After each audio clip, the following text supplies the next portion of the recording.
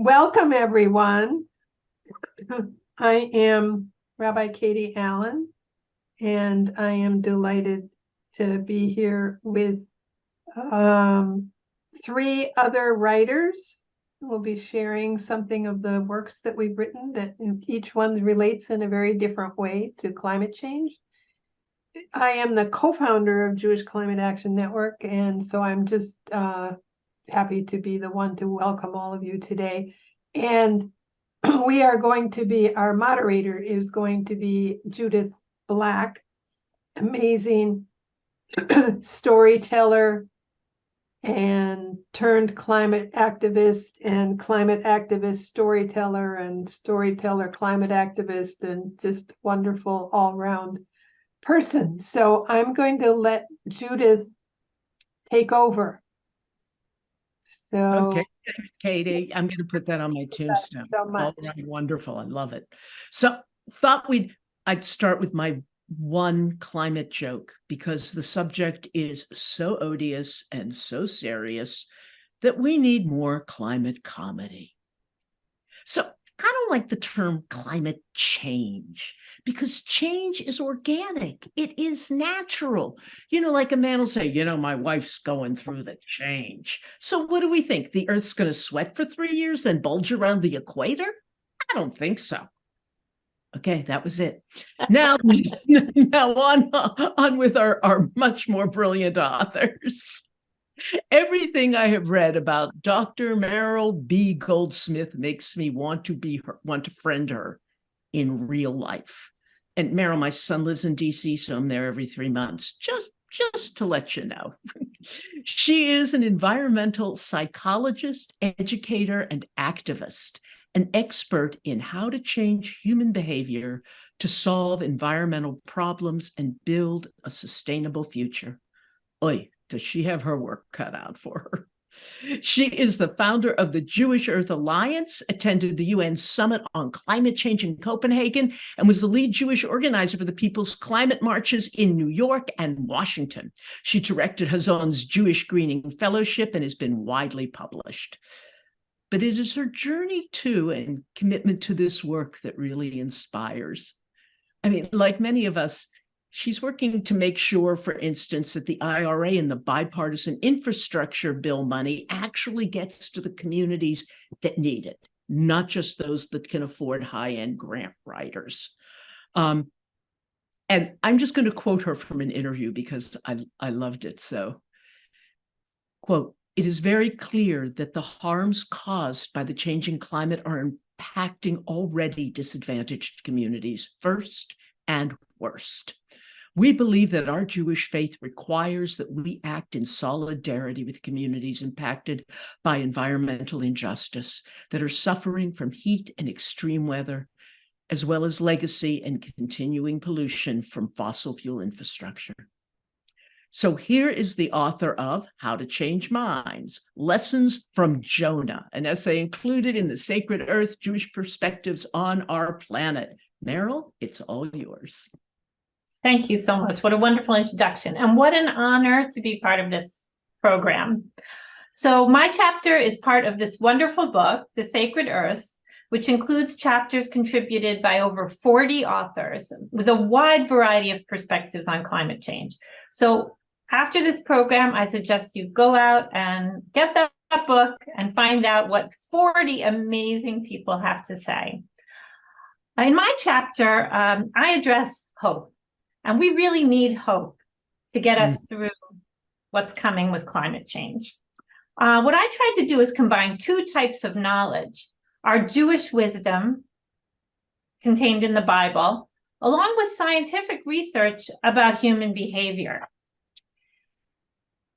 I start off my chapter talking about the book of Jonah. In the book of Jonah, God sends Jonah to address the people of Nineveh, a community that the Bible tells us, a city that's full of corruption. When he gets there, after some adventures, he delivers his message. And he says that in 40 days, Nineveh will be overturned because of the evil doings of the people there. One way or another, the city will be overturned. either it will be destroyed or perhaps it will be changed for the better. And what happens is amazing. The people believe the prophet, something that very rarely happens in our stories. And in fact, they proclaim a fast and they repent and they are saved. Furthermore, when the news reaches the king, he steps down from his throne. He puts on sackcloth and ashes and he joins the people in fasting and repentance. Don't we need a little bit of that in our country? My question is this type of radical turnaround actually possible? Because that's what we need to address climate change. I would say yes. We know that we have the solutions in terms of technology and processes and resources to be able to reduce our fossil fuel use and make all those other transformations that we need to make and actually turn this thing around. It may seem impossible, but we know from social science that societies change in unpredictable ways and on unpredictable timelines. What we need to do is change individual hearts. And I know a lot of you here are probably working on that. We need to inspire people. I know, for example, for myself, something that really made a huge impact on me was going to see the first offshore wind farm in the United States, the Block Island Wind Farm. All of a sudden you see, wow, it's really possible. It's already happening. That's inspiring. We need to move people to action. And we know from social science that the way we do that is by social influence, by people talking to other people and showing them what can be done. We know that communities play an essential role in change. And that's where I think the Jewish people really have an edge, because we really know how to do community. In my synagogue, for example, we did a campaign to try to get people to sign up to subscribe to buy solar energy from a community solar field. The way we did it was by highlighting every person who took that action so that it would encourage someone else. Just to give you an example, we called up everybody who had signed up for an aliyah in the synagogue. And when 70 people got up, that really made an impression on everyone else. Then we have to build a social movement. And we do that by strengthening relationships within communities and between communities. And then finally, we will reach a tipping point. Tipping points are reached all the time. We know that new behaviors change can spread exponentially. And we all learned about that during the COVID epidemic, what exponential change looks like. And one final fact I want to leave you with is that there's empirical research by Erica Chenoweth that a nonviolent civil resistance movement will be successful if it engages only 3.5% of the population. Wow, that's pretty encouraging. Maybe we can get there. So my message is that we have the tools we need to change hearts, to inspire action, to activate communities, and build a broad social movement for change that will create political will. And when we do that, we will reach a tipping point that will put us on a sustainable path. Pandora left hope in her box, and you're reminding us of it. And also, you wonder if you have your religious community organized, they could possibly build bridges to other religious communities that have not let this in. And tricky and good. Thank you. Our next presenter is Kara Judea Al-Hadef, and she is a hot shit. I love that in her bio, despite accomplishments and accolades longer than either of my arms, the first thing she listed was mother. She's dedicated to an authentically integrated life in which her environmental, political, artistic, and familial commitments are all woven together. She stepped away from academia, having been a professor at UC Santa Cruz, and now lives with her family in their eco-art installation repurposed school bus. And if you ask her, she might give you a little view of it, because that's where she is right now. They perform and teach creative zero waste living, social permaculture, cultural diversity. She received the Random Kindness Community Resilience Leadership Award in 2020, and is going to be talking about Zazu's dreams between the scarab and the dung beetle. And you got to know, dung beetles are like my favorite insect because of how they fertilize the earth. So, and I just have to tell you a quote from one of our favorite people, Dr. James Hansen, who was on this 45 years ago, now director of programs, climate science awareness. And he says about her book, a thoughtful, insightful, meaningful exploration of so many of the dimensions of what it is to be human in this world. So thank you for being here, Cara. Judith, thank you. I'm just hearing, I'm so touched hearing you even say the word mother. Just brought me to tears, and following Mirele and the absolute imperative and the courage that it takes to recognize our agency in this process. So thank you for that lovely introduction. And if we could go to, let's see, a shared screen, and I'd love for this to be a dialogue, Judith, with the questions. And there can be multiple voices, perhaps overlapping. I will have Ladino proverbs recorded that may interrupt me, interrupt you. And that's very much what it is that I'm exploring in Zazu Dreams, Between the Scarab and the Dung Beetle, a cautionary fable for the Anthropocene era. These multiple voices from different time periods that can guide us through both recognizing how these layers of cultural extinction of ethnic minorities, and in this case in particular in Zazu Dreams, looking at Sephardic histories and Mizrahi histories and philosophies and contemporary identities in relation to climate chaos. And I appreciated how you highlighted the almost absurdity of using the term change when we are in critical beyond chaos, but also recognizing, and this is a fundamental element in Zazu Dreams, the quantum elements, the quantum entanglements of chaos. And again, that potentiality of community action, of working together, if we are acknowledging the individual in relation to the multiple collectives. And that includes this cross-temporal, cross-spatial guides that Zazu Dreams explores. The ancient technologies, our ancestral wisdoms. So I will screen share, and perhaps you could begin with one of the questions. It doesn't matter the order. This is all nonlinear, as Judaic ideologies, I think, are okay. What prompted you to write the book? So this is the original cover. And I will answer your question. I'm going to go back and forth. The new edition is coming out next year, 2024, with a foreword by Vandana Shiva. And I started the research in 1992, looking at the relationship of the expulsion of the Jews from Spain in the context of the genocide of indigenous peoples here in these lands, in the Americas, quote unquote, and how those relationships were very much rooted in a fear of the other, a fear of the natural environment. So that's where this nature, or the nature of this book began, the book of this nature began. And then in 2016, I coalesced these stories because there's so little out there in our US Jewish contexts around Sephardic voices, period. Sephardic identities, philosophies, histories, and also Mizrahi.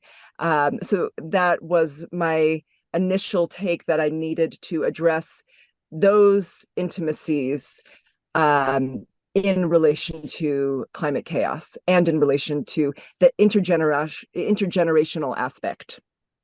So again, as I was talking about before, time and space being nonlinear.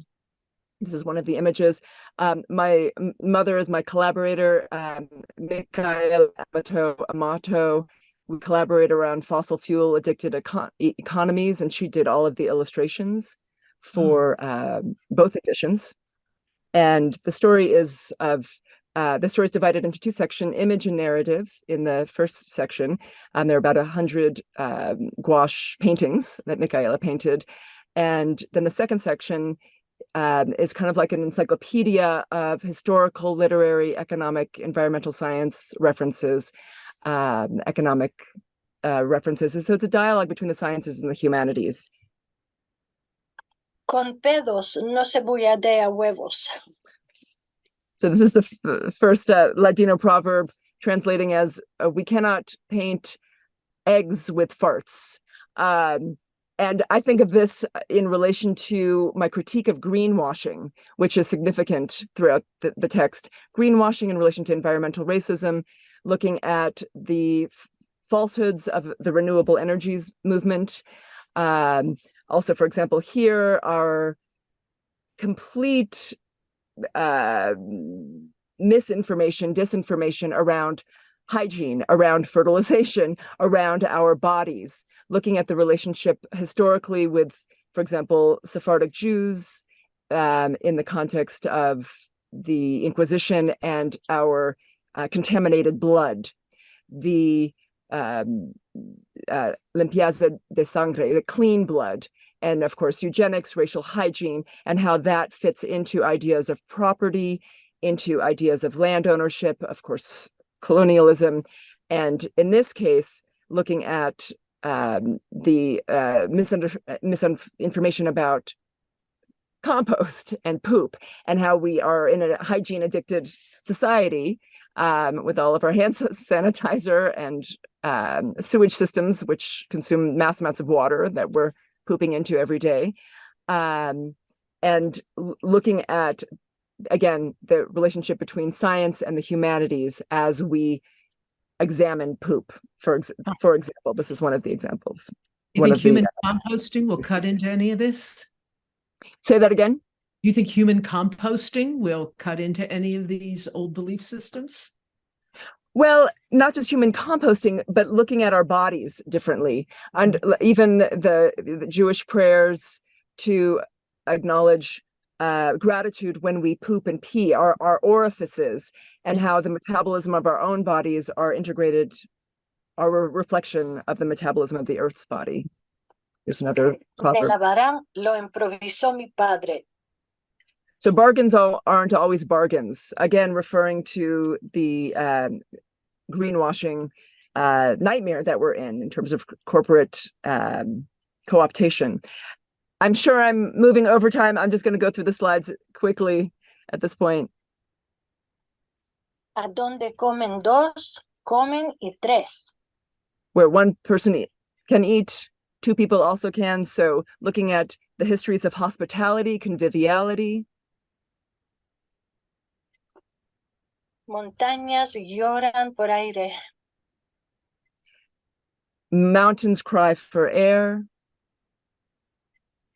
Hablar quiero y no puedo. Mi corazón suspira. My heart. Oh, let's see. I'm forgetting. My heart sighs. Mirele, can you jump in there and? I want to speak. I can't. My heart sighs. Yes, thank you. And the last one here. Cuando sale la luna, nadie come naranjas. When the moon departs, no one eats oranges. The story is a magical realist story, but all of the figures are historical figures. And again, going back to Mirele and what you shared, we can be completely devastated, overwhelmed, climate paralysis, ecological distress of these new diagnoses. But if we acknowledge how these layers, how these interlocking hegemonies are so bound, the systemic oppressions are so bound, I see that as a form of excitement, passionate possibilities for us to collaborate, for us to work together to address that. When we are addressing systemic oppression, we are simultaneously addressing the horrors of climate chaos. So it's that simultaneity that I think is a very Jewish, from multiple cultures, Jewish characteristic. Thank you so much. Thank you. And I think we all will agree that climate justice is justice, and justice for everyone. When the chaos hits, just a film that folks might want to look at, it's called Once You Know. And it's about that chaos and about building community to prepare for it. It's an interesting film, so check it out. All right. Our beloved Thea, who is on the controls as well. Thea Iberol is an author, a poet, a playwright, a teacher, and a tech maven and generous collaborator in this movement. In 2000, Thea was the chief scientist for United Internet Technologies, and I was privileged to hear the most hysterical story about when she closed down and emptied an entire airport because of a prototype she was schlepping from one location to the next. If you ever have a chance to just schmooze with her, ask for it. It is hysterical. And if you ever want to experience the FBI at all their clowning best, this story is a prototype for that. Tonight, though, she is committed to sharing excerpts from The Swallow and the Nightingale, her novel about a 4,000-year-old secret brought through time by birds. In this fable, Berkeley ornithologist Deborah Wright discovers that the swallows at San Juan Capistrano are singing a human song. As she discovers the implications of the song's Jewish roots, she also becomes aware of the environmental decay we are facing. Welcome, Thea. Oh, thank you so much, Judith. And thank you, everybody, so far that's gone on. I want to acknowledge how beautiful those paintings were that Mirele painted. They're just beautiful. The Swallow and the Nightingale is an ecofeminist novel. And as Judith said, my main character is Deborah Wright, and she was brought up in an Orthodox family. Her father was a rabbi, and he was very harsh and demanding of her. And as a result, when she becomes an adult, she abandoned her Jewish religion. And she becomes a professor of ornithology, which is the science of birds, and at the University of California at Berkeley. And she develops this special device for sophisticated signal processing. And with it, she, as Judith said, she discovers that the swallows at San Juan Capistrano are singing a human song. They're also dying, so she's able to determine that before they die. And while she's in Southern California, she visits her daughter, Rachel, who tells her that she wants to marry her girlfriend in a Sephardic temple. And Deborah and Rachel have a very difficult relationship, and Deborah realizes that by trying to solve this problem for Rachel, it could be a way to patch up their relationship. But the Sephardic community, unlike the Ashkenazi community, did not break up into denominations the way Ashkenazi did. And so this means that Deborah has to go head to head with an Orthodox rabbi. And it's very difficult for her to do.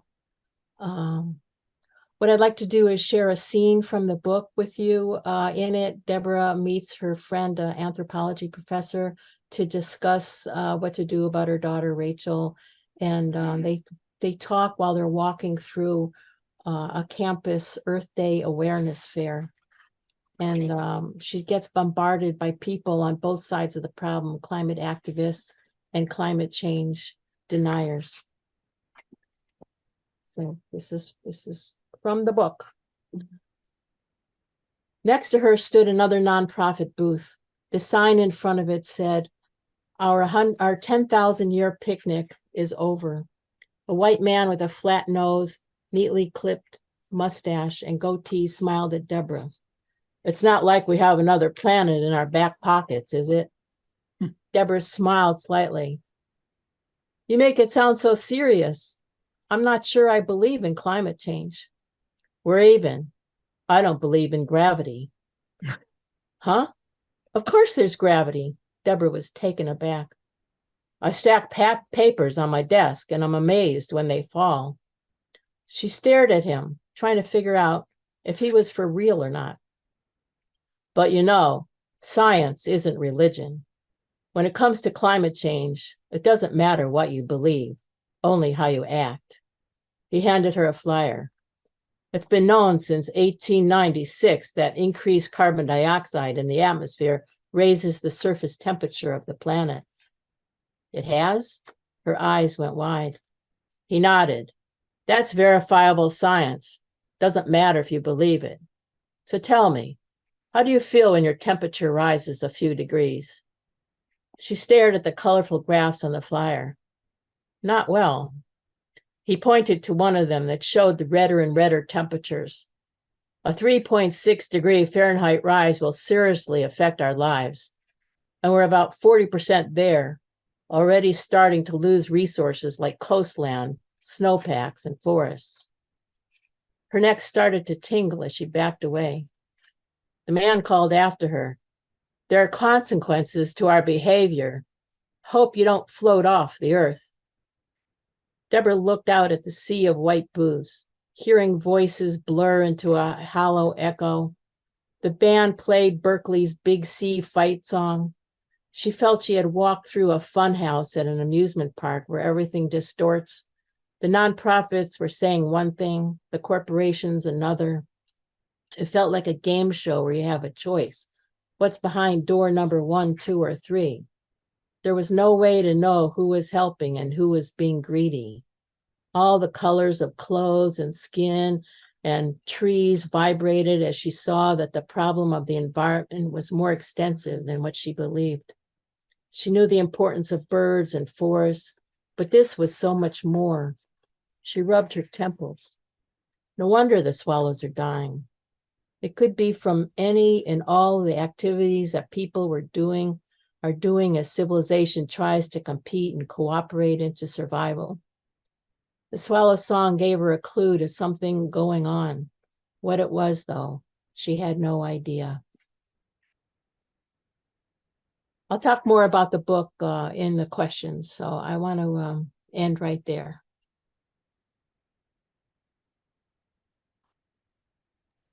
So thank you for bringing up what is a very, very difficult issue, which is belief systems, which sometimes so profoundly inhibit us from action. And yet we all belong to one, don't we? So it's, so thank you. All right. Our final presenter or speaker will be Rabbi Katy Allen, who probably needs little introduction and yet deserves an aria. Nah, she deserves a whole opera about her. Our rabbi began her adult life much like thee in the world of science, but she heard a calling. It's that calling that enables us to have integrated lives. And hers came from Judaism.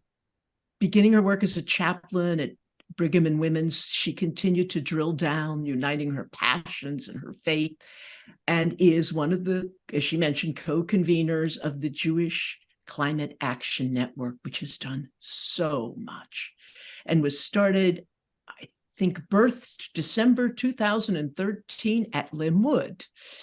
Right. She's also the founder and spiritual leader of Mayan Tikvah. Now, I'm trying hard to recall where our paths first intersected. It could have been at Limud, or it could have been when I was searching for a community whose focus was not the Building and Improvement Fund, and joined her high holiday services out in the natural world.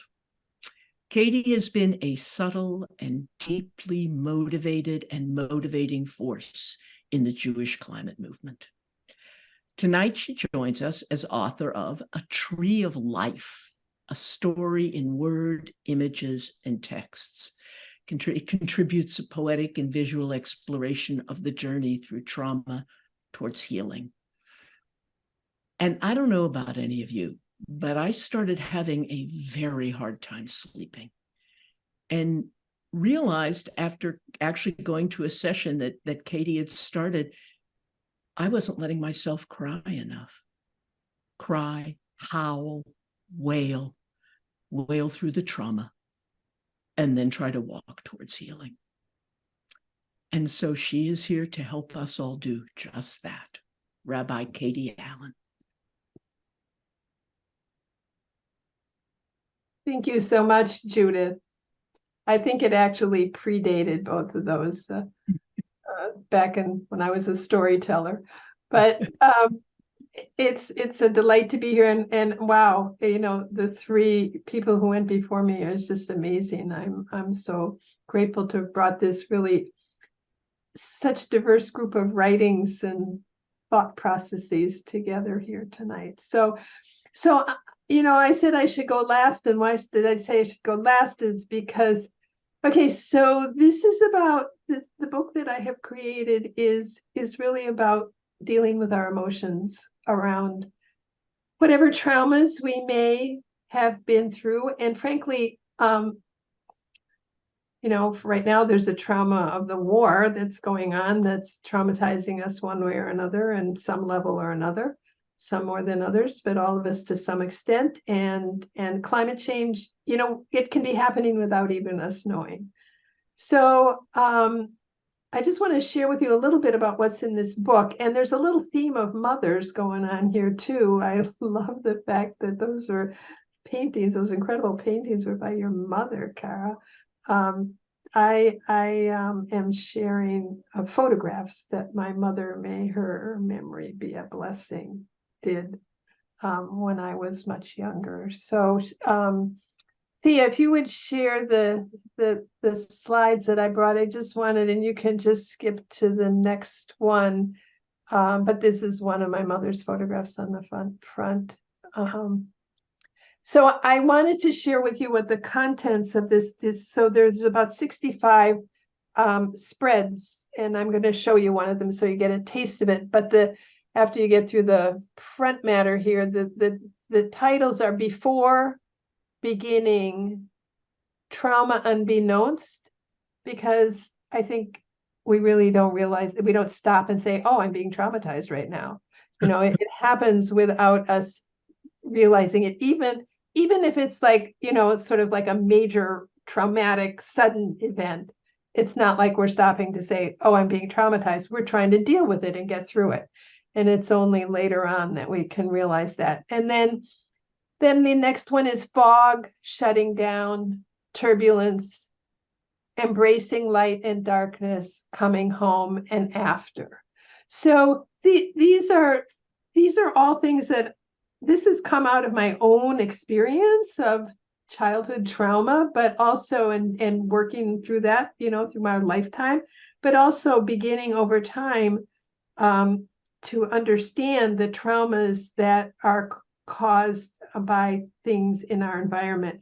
And there's also this idea of chronic toxic stress, which can also lead to trauma. And so it doesn't have to be a sudden thing. It can be a slow thing that's just this really toxic stress that we're dealing with all the time. Okay, if you could shift to the next one. So this is the spread from before, and there are about 60 some spreads like this divided in among these, the beginning and the ending, and then there's 7 chapters. And this is from the section before. And you'll see that I have the Hebrew in there, both the verse on the right-hand side. Most of them are from the Tanakh, a few are from the Talmud. Nurtured, mitubach, pach, secure, batuach. For a person is a tree of the field, ki adam etz hasadeh. And so you can read through this book in 10 minutes, but the idea is to let yourself meditate on each page, and you could spend, a whole day on a page, or you could, spend an hour, or you could come back to different pages or something throughout the time. The next page, please. Then each chapter has a little bit of poetry in the beginning that introduces it. So for beginning, Hatkala, what I have here is, a birth is a new beginning, and so is a death. Purposeful decisions precipitate beginnings, as do random events. Wondrous experiences spark new beginnings, and so do disasters. Life is not a straight line. Impediments inform and complicate the trajectory of life. Obstacles and challenges spawn new beginnings. Both tree and human continue to grow. Why begin with the letter Bet?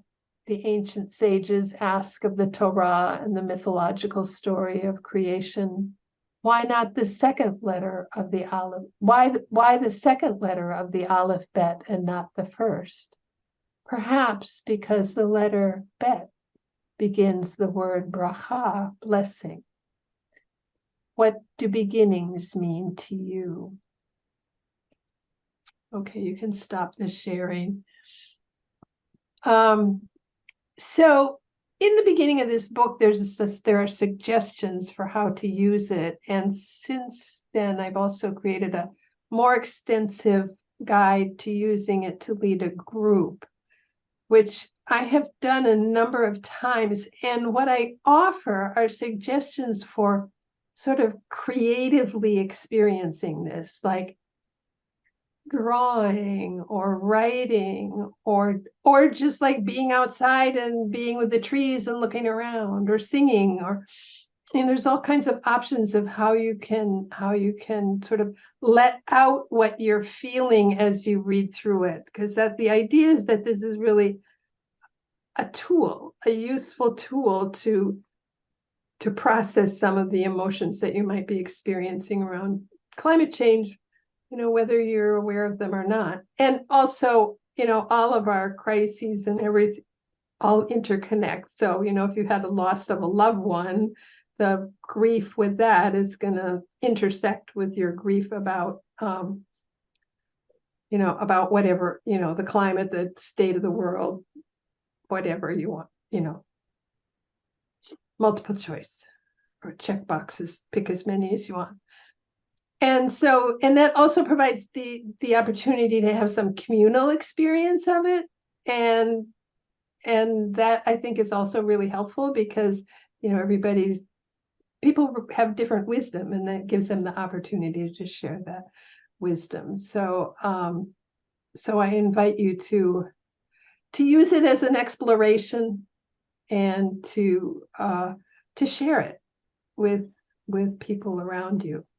And so I just invite us now to enter into some time of conversation. I know Judith, he's got a whole bunch of questions. Maybe people in the, I'll let you take charge here.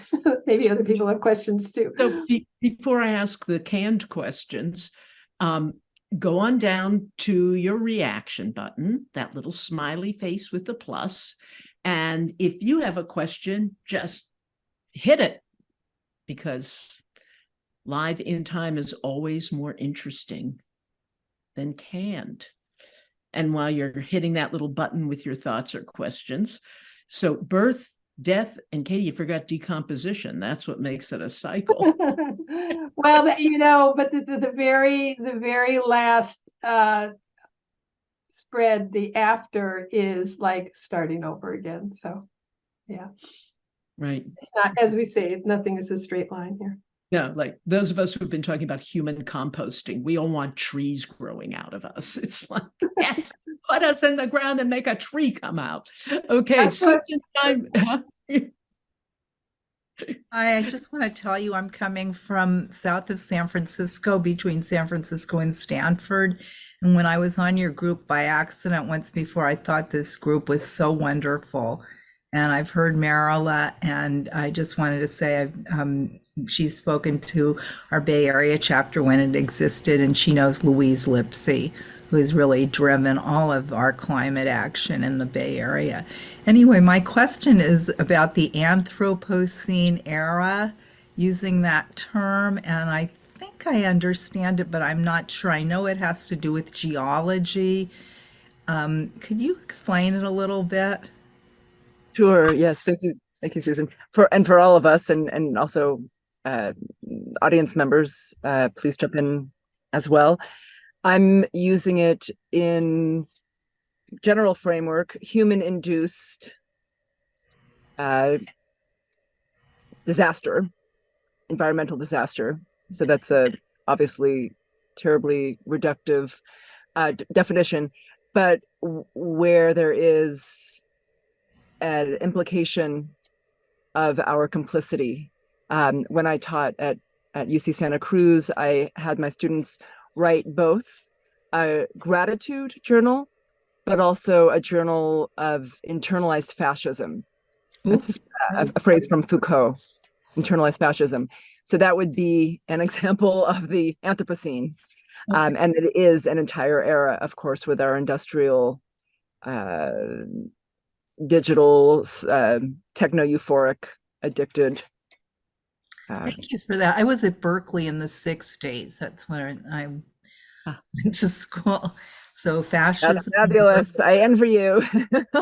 Yeah, it was a great time to be there in terms of social movements and what we were studying, etc. Very radical in comparison to now. Well, my understanding of the Anthropocene is simply the era of the Homo sapien and all we brought. What are other people's thoughts? I agree. It's because we are affecting the planet, and so we're making a change on it. So it's different than previous times. But I don't think it starts with the creation of Homo sapiens. It starts with the creation of fossil fuel use.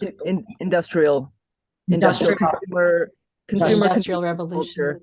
Yeah. And that's why in Zazu Dreams I am working from a cross-cultural interfaith Jewish histories, Sephardic histories perspective, where we are looking at ways of being that aren't inherently destructive, but looking at, for example, Thomas Berry, the eco-theologian, his notion of the Ecozoic era, for example, as one.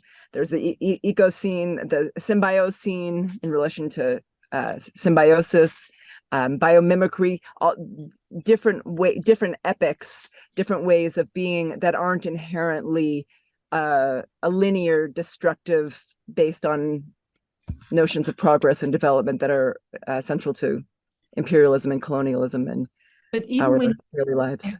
have y'all read the book Sapiens by a nice Israeli smartass? And he talks about 3 eras: hunter-gatherer, which he says we were at our smartest and healthiest as long as you didn't get an infection.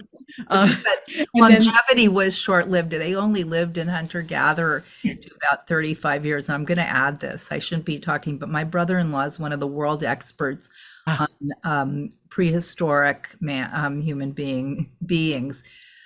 From 3 million years ago to 1.5 million. And he has a site in the mountains of Tanzania and studies a traditional people called the Hadza, which you can read about. And yes, they eat healthy and are constantly exercising, and they're chasing down giraffes and the women working really hard with the tubers, but they don't live. Their life expectancy is 30 years old.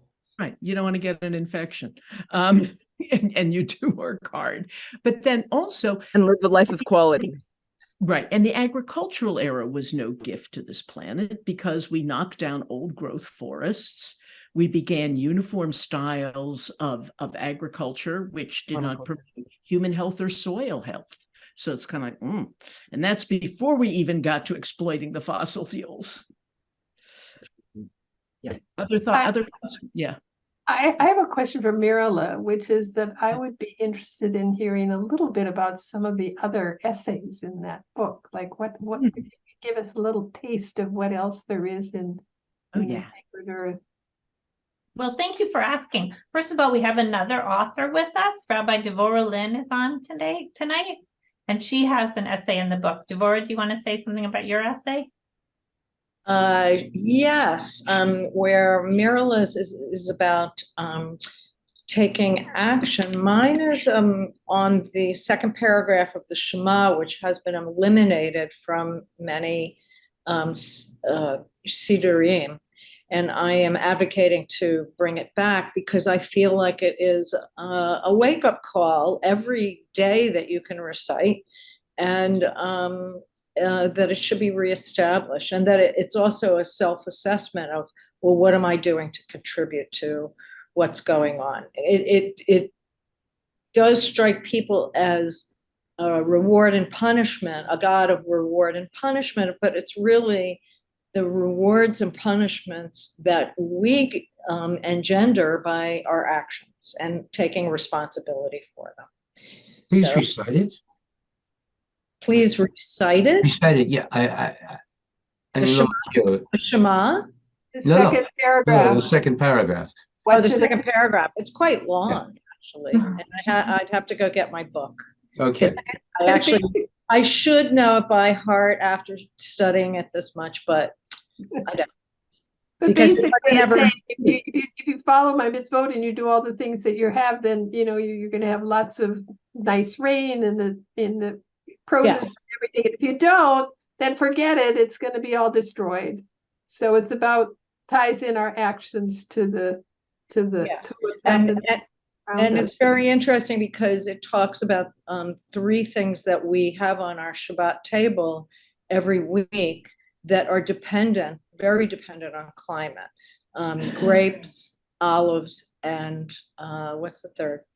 Grapes, olives, and wheat. Bread. Yeah. Right. And if the climate is not, it's a very difficult balance between the 3 of them. And if the climate is not exactly right, we won't have them anymore. So there you go. Endless Thank you change. so much, Devorah, for Thank you. That was my great. yeah.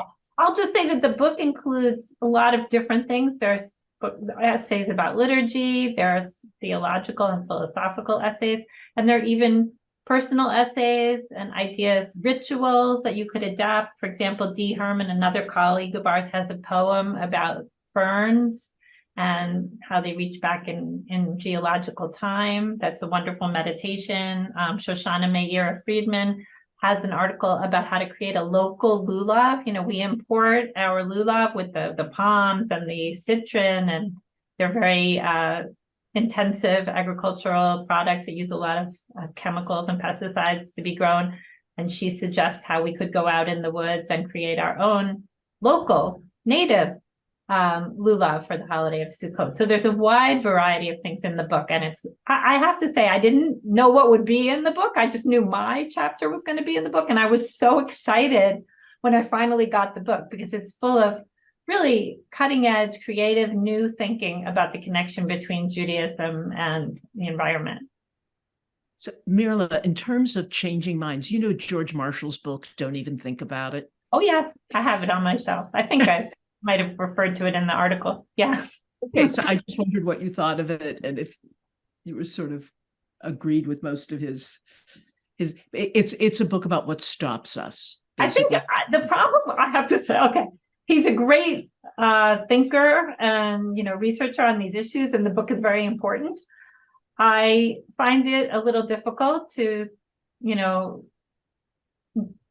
relate to it, because it really is a list of all the obstacles.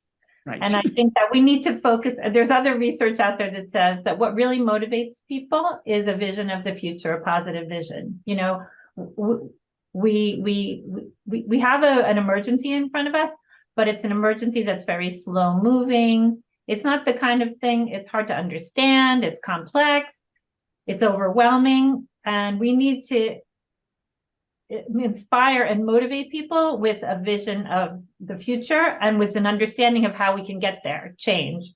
So unfortunately, I'm not one for focusing on the obstacles, the barriers. Any other thoughts or questions from folks listening, watching? Hinda. First, let me say that what I heard from these amazing women sitting in front of me was how creative you can be and how original you can be in your thinking about all of this. What I'm looking for, and I just heard it from Mirele, what about some of the things you said is Jewish? Where are the roots in Judaism of some of the things you're talking about? I was waiting to hear the connection and I didn't hear it. Go to women. I'm happy to on first. Hey, so Jump this is a in. question for all of us. Yeah. Yeah. Well, I'll start. So mine is a little bit different because I'm not talking about climate change and what's going on with climate change. I'm talking about the spiritual and emotional process of healing from, from in emotional wounds. And so I've used Jewish texts, and I mean, let's face it, what are religions about? They're about helping us sort of manage in a difficult world. So I'm trying to create an environment that it's got visual, but it's also got this rooting in the Jewish texts. So I mean, and that might be more obvious than some of the others, but that's where it comes from me, because it's like, well, this is where I found my healing. And so where do we find healing? We can find healing in our texts. We can also find in our texts things that beat us over the head and tell us we need to be better people, but some of it's a lot more gentle. And that's the part I tried to bring. Powerful but gentle. I actually got that from you. So I thank you very much. I want to say in my book, I started writing my book because I love this song called The Swallow Song by Richard Farina, and I discovered that there's a Jewish Ladino song with the same tune called Los Bilbilicos, which is the nightingales, which is where ultimately the name of the story comes from, the swallow and the nightingale. And so I bring in the whole Sephardic aspect into the book. At the same time, my mother was born in 1913, and she was brought up Orthodox, and she had a set of beliefs. And we had a very difficult relationship as she worked toward accepting my being gay. And this is the same struggle that I have in my book, where Deborah and her daughter have to deal with this. And so when Deborah goes into the Sephardic temple, she sees a poster which quotes the Talmud that says deeds of kindness are superior to charity. And that's really a theme of the book. It's, it's about Tikkun Olam, of healing the world. And so in the book, I'm bringing together this Jewish concept of Tikkun Olam with other spiritual approaches, Gandhi's 7 social sins, the Sufi wisdom of the 7 valleys, and the Native American planning 7 generations into the future. So I really use 4 different spiritual approaches to healing the world and healing ourselves. And that's what the book's about. That's great. I would like to respond to Hinda a moment, because Rabbi Katy referred to it in one of the first pages she put up, Ki Adam Etz Hasadeh. Even though the rest of that parasha goes on to talk about the destruction and siege of a city. Maybe not so. Well, no, but right, there's so much. Okay, so I spent a decade on the kibbutz. That's the kind of thinking, you're rooted in the earth. We are from the earth. We return to the earth. And this is very much a core of Judaism in so many different ways, both contemporary and ancient. Enough said. And there's a wonderful song, I think it's Shlomo Hanuch, a setting of that poem. Yes. And if I had the nerve, I'd sing it to you. It is beautiful. Yeah. Thank you, David. Nice. I want to throw something in here that, first of all, I own all 3 books of my co-panelists, and they're all wonderful books. Right now, I want to put a pitch for Thea's novel. It is a true page turner. I'm in the middle of it right now, and I can't wait to find out what's going to happen. So I suggest that everyone, if you want to take your mind off your misery right now, get Thea's book. I'll just add that I think for me, everything that I do is Jewish, because I'm Jewish and I'm deeply Jewish and think Jewishly about everything that I do. I've been asked many times why to connect being Jewish with climate activism, which isn't exactly what you asked, but I'm going to say it anyway. First of all, we have values as Jews. Now, we don't all have exactly the same values, but there are certain values that for each of us come from our being Jewish. And part of why I'm a climate activist is I feel that I need to act on those values. Live a meaningful Jewish life today, in my view, you have to confront the climate crisis and try to do something about it. So that's one thing. The second thing is that we can move people and inspire people and get people to take action by connecting it to what people already care about, the way people already live. So for me, the most meaningful way to be a climate activist is through my Jewish life, whether that's acting, renewing our rituals to help learn more about nature, our connection to nature, our independence with all life, whether it's studying texts and looking for what clues might be in those Jewish texts about how we can live our lives in this era. This is the way that I am a climate activist, is as a Jewish one. And then the third reason is because we need everyone. There's a book that's called To Change Everything, We Need Everyone, right? We need everyone. And I personally feel the call to mobilize my own community, the Jewish community. And as I was saying in my remarks about my chapter, the way to get people to move is it's together. We are social animals, and we are motivated by our relationships with other people. And we are most likely to take action when we are part of a group that's doing that. And I can tell you so many examples about that. I mean, Devorah and I are leaders of the Jewish Earth Alliance. I mean, there are so many things no one would do unless they were doing them together, through our organization. Just like you have Jewish Climate Action Network. So many people take action because they're part of a group. So all of those reasons for me are the reasons for doing this as a Jew. And I think they make everything that I do Jewish. That's great. Thank you. I'd like to jump into that also, if I may, in terms of that multiplicity and what does it mean to inhabit our Judaism, that ethical cellular memory that I think is so critical to use as a practical guide. And for example, the image that I showed before, I don't know if you can see, but the Zohar, the Kabbalah are integral to the entire text of Zazu Dreams in relation to Bal Tashit, do not destroy or waste. What does that mean in relation to Tikkun Olam?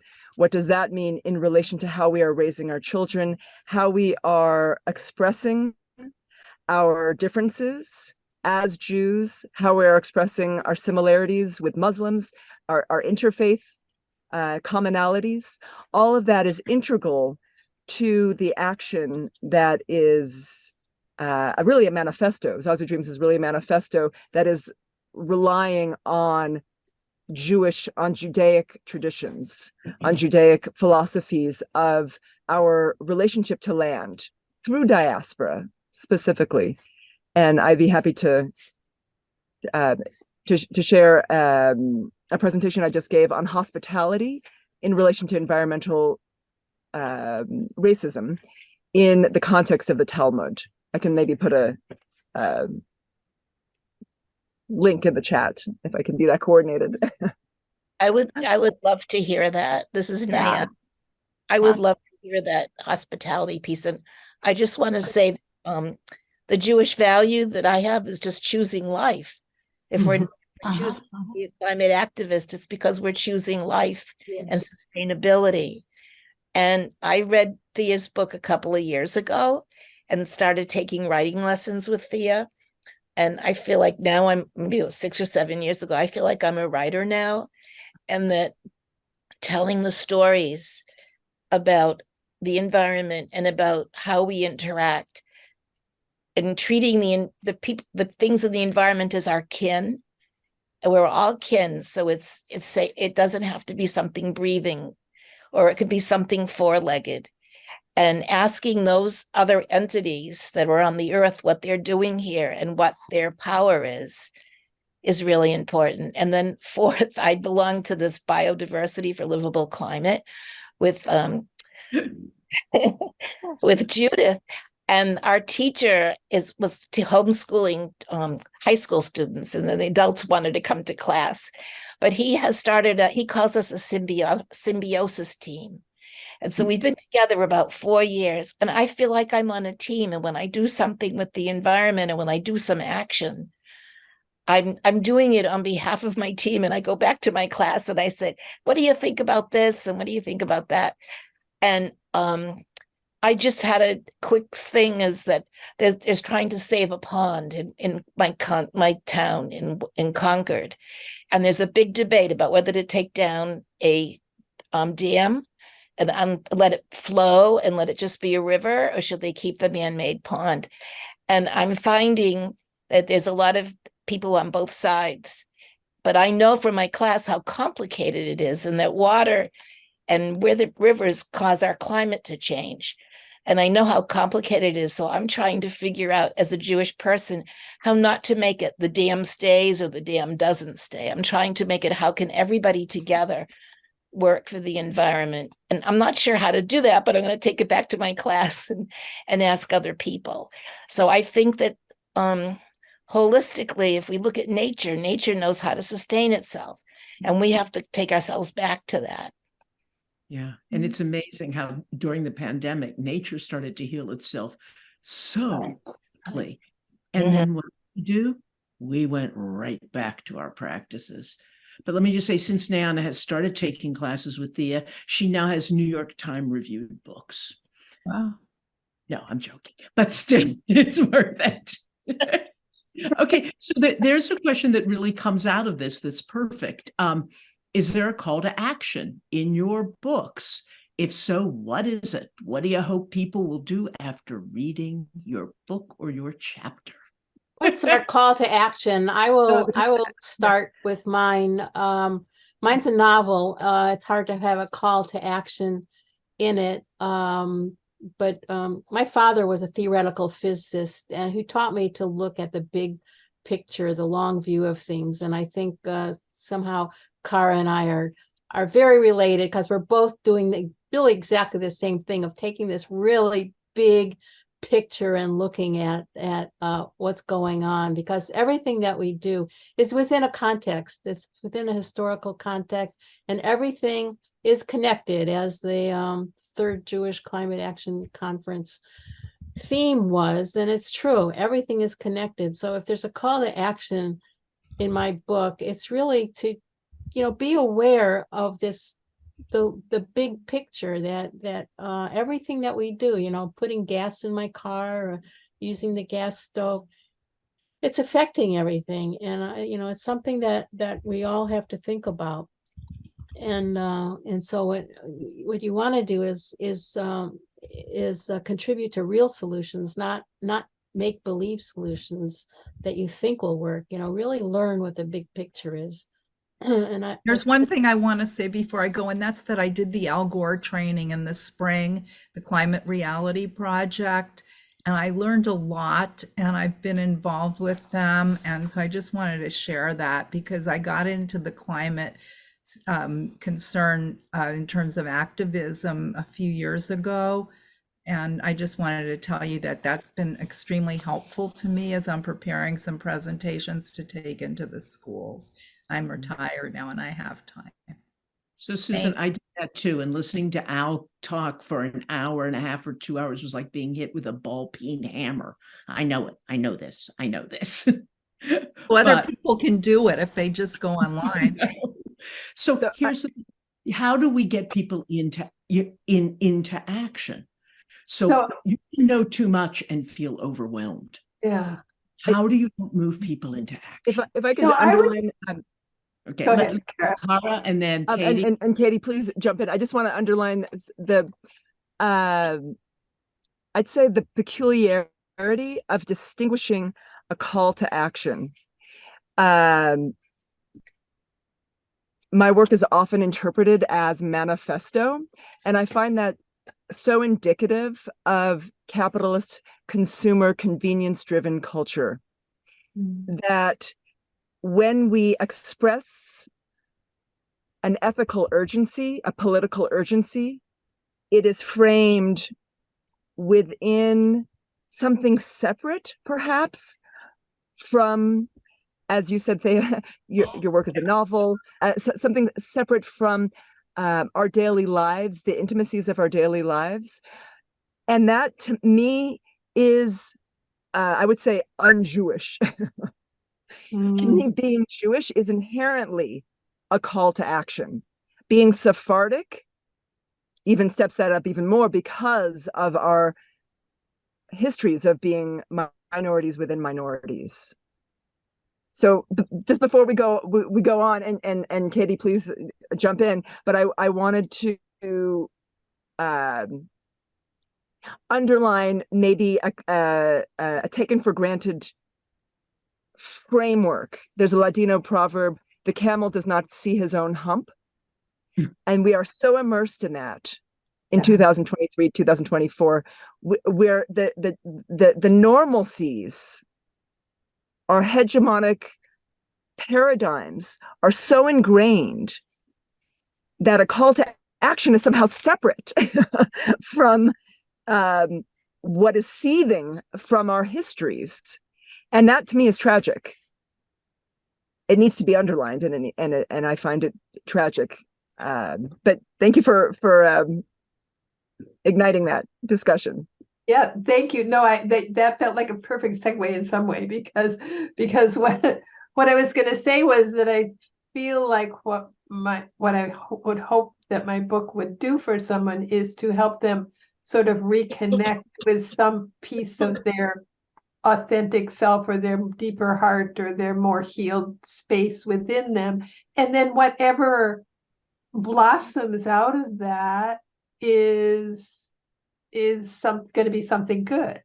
So I feel like, it's the more that we are able to articulate and, experience and acknowledge the difficult feelings that we have and the difficult emotions that we have, the more open we are, the more able we are to, to take our place in the world in a meaningful and powerful way. So, I mean, that's like a huge goal for a little book, but I feel like it's just one little tool in helping us with that process.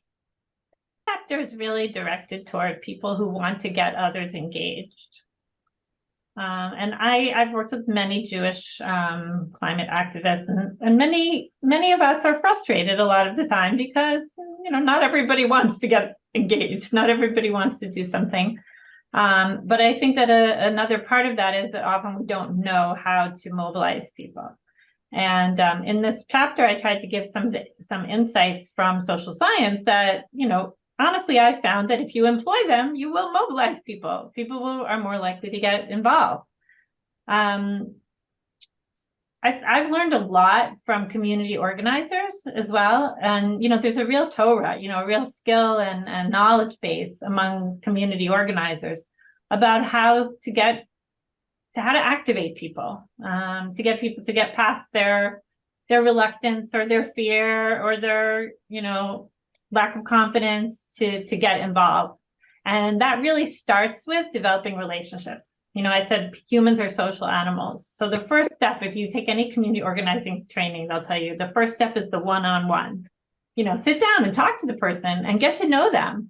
Share your own story. Tell them what you're doing. That is the most impactful thing. So much more impactful than, fancy flyers, social media, advertising, so I think that my chapter is really directed to people who are interested in mobilizing their peers, to help them to understand how we can do this successfully. To your point, Mirele, that it's not science that really gets people activated, it's stories. It's because we listen with our emotions we don't really listen with our cognition. And that's why I teach writing. I teach a 6-week dig deep class for JCAN to help people learn to tell stories and to take climate change things and turn it into a personal story. So, yeah. It's funny, I was just door knocking in Virginia a few weeks ago before the election to try to keep their governor from getting a trifecta. And as you go door to door, this is, Mirele, it's exactly what you experience. So you come to a door and you have to knock a few times and you hear babies screaming, you hear people yelling at each other, and it's a 2-room dwelling with 5 people living there. And a harried looking woman answers the door. She goes, "Honey, what do you want?" And I said, "Hi, do you plan to vote on Tuesday?" And here was always, I got to research the issues, which means, they have not thought about it. They are overwhelmed in their life. And so the question always was, well, what's important to you? And it opened up so many good conversations. And let me just say, we held on to the Senate and turned the House in Virginia. Cara, I think you were starting to say something, and you want to introduce someone very adorable next to you. Yeah, this is Zazu. This is my son, Michaela's grandson. I am so curious about storytelling. Obviously, Zazu Dreams is a magical realist story integrated with the sciences, the economics, literary histories, back and forth dialogue. And because we live in a culture that demeans art, that sees storytelling often as folklore, as having sub value, I think we need to straddle these different worlds. We need to be constantly negotiating, which is, again, a completely Jewish ethic way of operating in the world, as far as I'm concerned. And just a quick anecdote, the Commonwealth Club in San Francisco one year was hosting Bill McKibben and Antonia Juhas, two of the endorsers for Zazu Dreams. And the focus was on storytelling. That's how they got people there. They said, we're going to focus on storytelling rather than just data overload. And this was maybe 15 years ago, something like that. And I got there and it was just graphs, again, data. And I asked the organizers afterwards, what happened to your commitment to storytelling? Their answer was, it doesn't have the backbone. So I think we need to be cautious of drawing categories around, this is storytelling now, this is data retrieval, this is R&D. But the fluidity of these kinds of conversations, these kinds of, again, polyvocal ways of engaging people's sense of possibility. And along those lines with the Kabbalah is a phenomenal model for that. I reference Stephen Hawking, who speaks about everything we need to know is already within us, just waiting to be realized. And his character merges with Rachel Carson, and they become a Judaic exegetical text. They're merging their bodies, their spirits merging after their bodies are no longer here.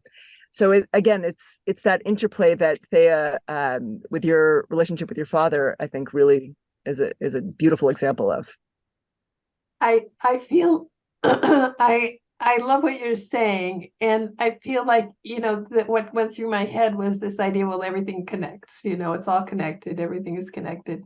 And sometimes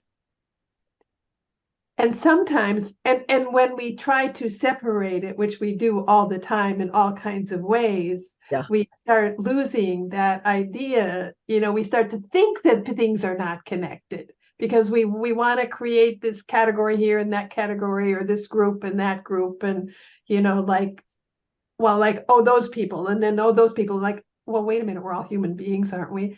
But beyond just that, all these things that everybody is talking about, you know, on some level, someplace down in the center of that, we're all talking about the same thing, but we try to make it out like we're not. Oh, this has been wonderful. I think we're. Henry, no, we have a question for Henry's hand is up. Yeah. Oh, okay, yeah. I just want to, I don't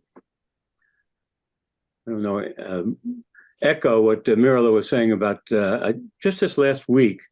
There were two instances in my life which affirmed the importance of personal connection.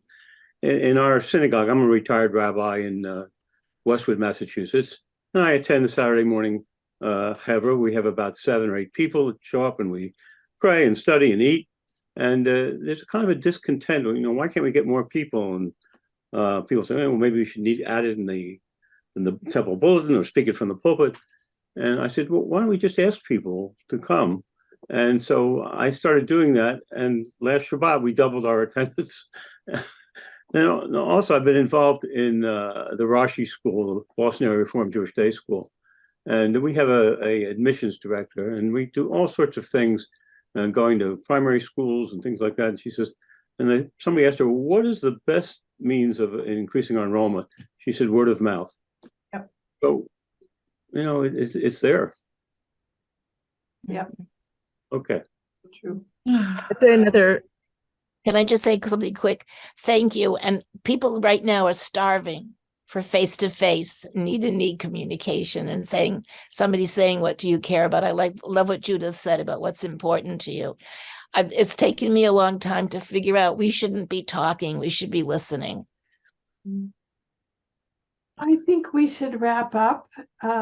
This has been just, I thank you everyone for coming and for being here. Save the chat. There's really interesting stuff on the chat. Yeah, there has been a wonderful conversation going on in the chat. I haven't caught all of it, but a lot of good resources in there too. So yeah, make sure that you do that. And I think Thea, when we'll send something with the recording to everybody, and we'll send also the links to all, you know, we can send the links to buying the books, but also some of these links maybe that have been put in the chat.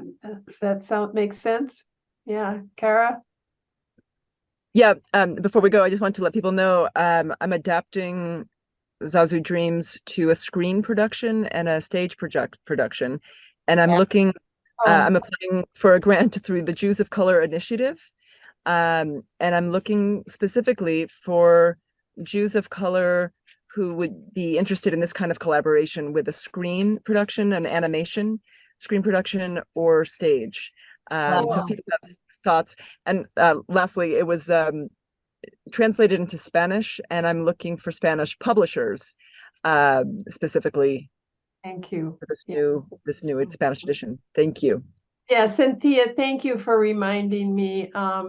Janet, thank you for reminding me, because I do want to just say a word about our beloved Howard Bernstein, longtime JCAN leader, treasurer, all-round mensch, just incredible, wonderful person who recently has left us and is. May his memory be a blessing. He was kind. He was humorous. He worked the work his entire life, and he gave a lot to JCAN. So we're grateful for all that he did for us, and we're very sad that he is gone on to wherever we go when we pass from this world. So may his memory be a blessing. And thank you. I just want to express my gratitude for all of you for coming and sharing about your books, and Judith for leading this so well, and for all of you who attended, and for your questions and your comments and your interest. So thank you, everyone, and wishing you all a light-filled Hanukkah. We need it. You know, Chag Purim Sameach. May you find some light and blessing as you celebrate Hanukkah with your loved ones. Thank you. And you can give a book as a gift if you want to give something. Thank you. Thank you so much, everybody. Thank you for putting this together. Good night. Good night, everyone.